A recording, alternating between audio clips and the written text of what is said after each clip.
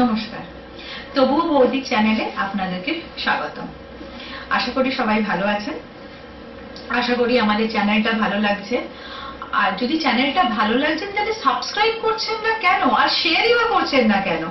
চ্যানেলটা ভালো লাগবে, আবার বলছি সাবস্ক্রাইব করুন এবং শেয়ার করুন যাতে আমরা এগোতে পারি। আর সাবস্ক্রাইব করার পর কি করবেন, পাশের বেল আইকনটি প্রেস করবেন, যাতে আমরা যখনই কোনো ঘটনা নিয়ে আপনাদের কাছে আসি, আপনাদের কাছে যেন আপডেট পৌঁছে যায়। আর যদি ভালো লাগে তাহলে লাইক করুন, কমেন্ট করুন। কমেন্ট করে জানান কেমন লাগছে। আপনারা কমেন্টই করেন না, কি করে বুঝবো ভালো লাগছে না খারাপ লাগছে?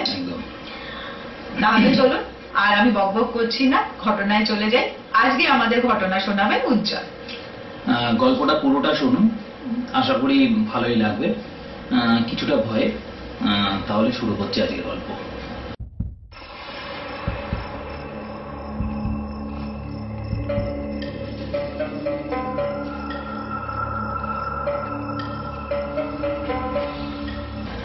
এই গল্পটা বলেছেন একজন বয়স্ক লোক।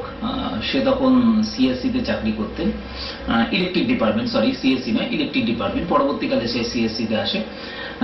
তো তার পোস্টিং হয় জলদাপাড়ায়, ইলেকট্রিক ডিপার্টমেন্টেই জলদাপাড়ায়। তো নতুন বিয়ে করেছে, তো বাড়ির থেকে চাপে সে তার বউকেও নিয়ে যায়। তো ওখানে খুব সুন্দর একটা বাড়ি পেয়েছে। বাড়িতে প্রায় 2-3টে করে রুম, বিশাল বড়, আলাদা কিচেন আছে, বাথরুম আছে। আর ঠিক বাড়িটার বাইরে একটা ছোট জায়গার মতন আছে, 2টো রুমের মতো, সেখানে স্টাফ থাকে 2-3টে। তারা রান্না টুকটাক কাজগুলো করে। তো বাড়িটার ম্যাক্সিমাম হচ্ছে কাঁচের দরজা জানলা, খুব সুন্দর। সকালটা খুব সুন্দর, বাড়িটা খুব বাগান টাগান আছে, তো পুরো কাঁচের। তো এই ভদ্রলোক তিনি সকালবেলা বেরিয়ে যেতেন, কিন্তু ফিরতে অনেক রাত হতো। অনেক কাজবাজ করে তিনি ফিরতেন, গাড়িও পৌঁছে দিয়ে যেত। তো আর পাহাড়ি অঞ্চলে এমনি একটু তাড়াতাড়ি সন্ধ্যে নেমে আসে। তো বিয়ে করা বউ একাই থাকতো। তো বাড়ির যে কাজের, সে মোটামুটি বিকেলের টিফিন বানিয়ে দিয়ে চলে গেছে। তো উনি উল বুনতেন, ওই কি বলে কাটা, উল কাটা দিয়ে উল বোনার একটা অভ্যেস ছিল।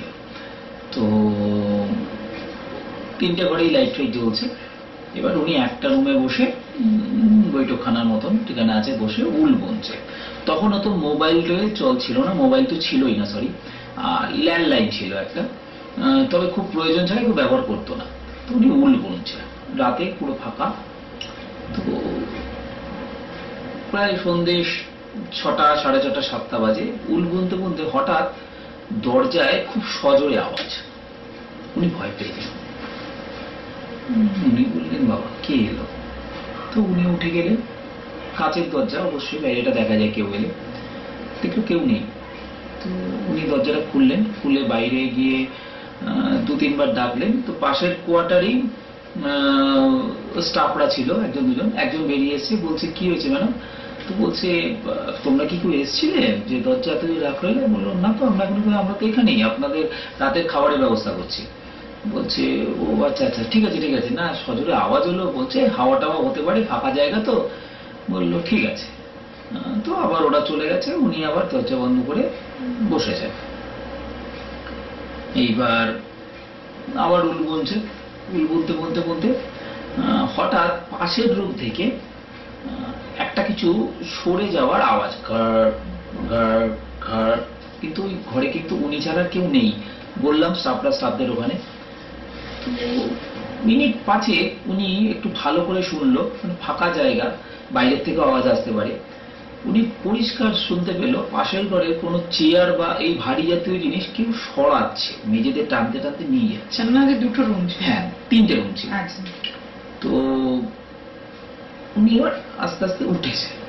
উঠে একবার ভাবলো যে স্টাফদের ডাকবে, কিন্তু বললো স্টাফরা ভাববে হয়তো আমি ভয়টাই পাচ্ছি, দেখি না, ওরা তো পাশেই আছে, দেখা যাবে। তো উনি আস্তে আস্তে উঠেছে। উঠে পাশের রুমে গেছে, দেখলো একদম ঠিকঠাক, কিচ্ছু নেই, চেয়ারের জায়গায় আছে, সব ঠিকঠাক একদম। তো উনি বললো, তাহলে কি শুনলাম, কি ভুল শুনলাম? তো নিজের মধ্যে একটু ভাবলো হয়তো ভুল শুনলাম। তো আমার তো আসলে পাহাড়ি জায়গায় অভ্যেস নেই, হয়তো ভুল শুনেছি। তো উনি একটু দোনো করে এসে বসেছেন। তো এসে বসে উল্কাটাটা তুলতে যাবেন, কে দেখে উল্কাটাটা নেই, উনি ওই সোফাতে রেখেই উনি গেছেন। এইবার উনি ভাবছেন কি হলো, আমি তো এখানেই রেখে গেলাম, তাহলে কি কেউ এলো? গিয়ে দেখে ভেতর থেকেই দরজাটা বন্ধ, বাইরের দরজা ভেতর থেকেই বন্ধ, তাহলে বাইরে থেকে আসার সুযোগ নেই। আমি উলের কাঁটাটা কোথায় রাখলাম? তো উলের কাঁটা খুঁজতে খুঁজতে খুঁজতে উনি জানলা দিয়ে, মানে কাঁচের জানলা দিয়ে বারান্দার দিকে দেখছেন, বারান্দায় উলের কাঁটাটা পড়ে আছে, ওই উল সমেত। তো উনি বললেন, উনি ভাবছেন কি ব্যাপার, ওইখানে গেল কি করে? কারণ আমি যখন প্রথমবার বাইরে গেছিলাম, তারপরে এসে আমি দরজা বন্ধ করেছি এবং তারপরে আমি উলের কাঁটাটা গুনছিলাম, তো বাইরে তো আমি আর যাইনি, তো বাইরে গেল কি করে? মানে বাইরে যাওয়ার একটাই ডোর ছিল, একটাই ডোর ছিল, আর ভেতরের ডোরটা হচ্ছে কিচেনের ওখান থেকে, কিন্তু উনি যেই রুমে গেছিল সেই রুম দিয়ে যেতে হবে, ফলে কেউ ওখান দিয়ে যদি আসে উনি আগেই দেখবে। তো উনি না, মানে একবার ভাবছে উলের কাঁটাটা তুলবে কি তুলবে না, তুলবে কি তুলবে না। তো ওনারা সাহস হয়নি যে উলের কাঁটাটা তুলবে গিয়ে। উনি ভাবলো থাক, ওনার হাজবেন্ড যখন আসবে তখনই একবারে তুলবে। উনি এবার গিয়ে সোফায় বসে আছেন চুপচাপ, যে ব্যাপারগুলো কি হচ্ছে উনি ঠিক না ডাকেনি। উনি না বুঝতে পার, উনি হয়তো ভেবেছিল এত স্টাফদের ডাকে লোকে হাসাহাসি করবে যে শহরাঞ্চল দিয়ে গেছে এরকম ব্যাপার। তো উনি না বসেছিলেন অনেকক্ষণ, প্রায় হয়তো 8 ঘন্টা 45 মিনিট উনি বসেছিলেন। উনি টাইম সময়টা বলেনি, এটা ওনার হাজবেন্ড আমাদের সাথে গল্প করেছিল। তো প্রায় মিনিট 45 পরে উনি আবার সেই দরজায় মানে আওয়াজ ধাক্কানো। এইবার উনি একটু ভয় পেয়ে গেছেন এবং ভয় পাওয়াতে উনি ওখানে বসেই স্টাফদের একজনের নাম করে ডাকতে শুরু করেন, কিন্তু কেউ সাড়া দেয় না। উনি অনেকক্ষণ ডাকে কিন্তু সাড়া দেয় না, এবং ক্রমশ দরজার নকটা আস্তে আস্তে বাড়তে থাকে। তো একটা সময় মনে হচ্ছে তার যে দরজাটা তো খুব ভেঙেই ফেলে দেবে। উনি খুব থাকতে না পেরে উনি চলে গেছে দরজার সামনে। গিয়ে দেখে কেউ নেই, কোথাও নেই, দরজা যেমন বন্ধ আছে তেমনই বন্ধ আছে।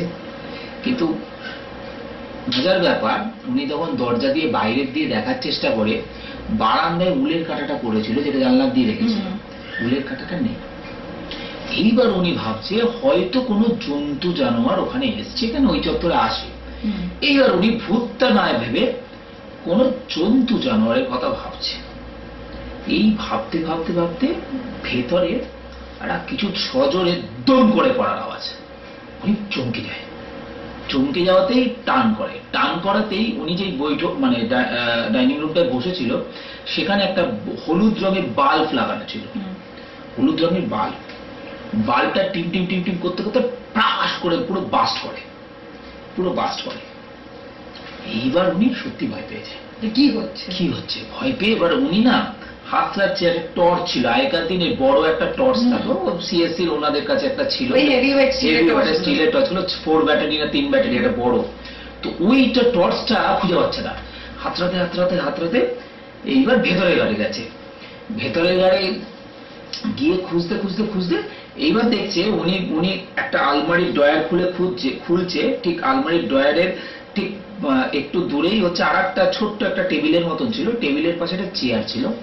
উনি দেখছে চেয়ারটা আপনা আপনি ঘর সরছে। এইবার উনি সত্যিই ভয় পেয়ে গেছে, মানে উনি চোখের সামনে দেখছে চেয়ারটা খুব আস্তে আস্তে সরছে, মানে কেউ যেন সরাচ্ছে।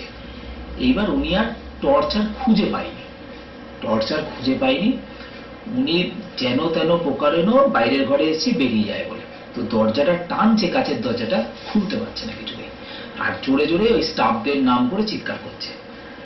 করতে অনেকক্ষণ হতে সেন্সলেস হয়ে গেছে।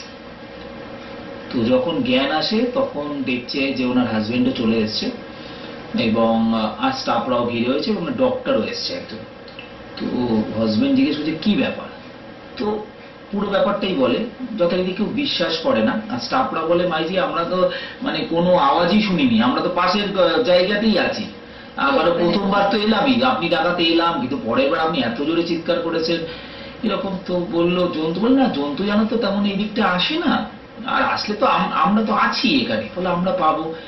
তো তখন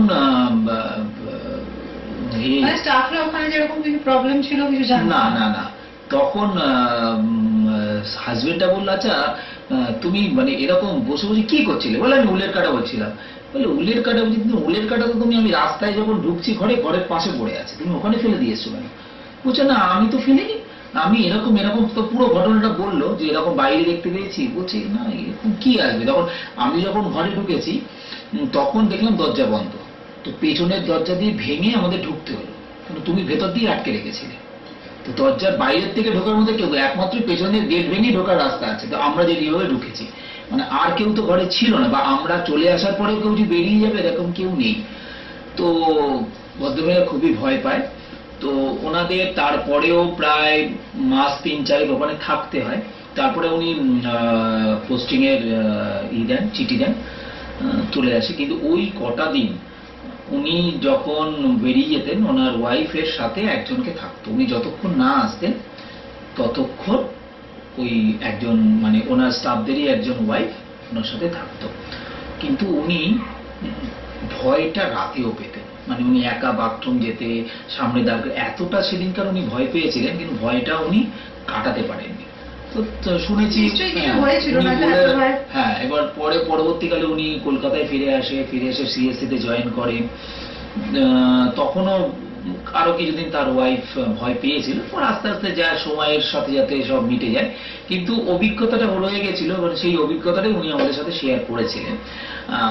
ওনাদের এখন বয়স প্রায় 80-র কাছাকাছি। তো তখন উনি মানে এই গল্পটা আমাদের বলেছিলেন। এই হচ্ছে গল্প আজকের। যদি ভালো লাগে অবশ্যই একটা কমেন্ট করে জানাবেন, অবশ্যই সাবস্ক্রাইব করবেন ভালো লাগলে, এবং প্রচুর শেয়ার করবেন। তাহলে আজকের মতো এখানেই, নমস্কার, শুভরাত্রি।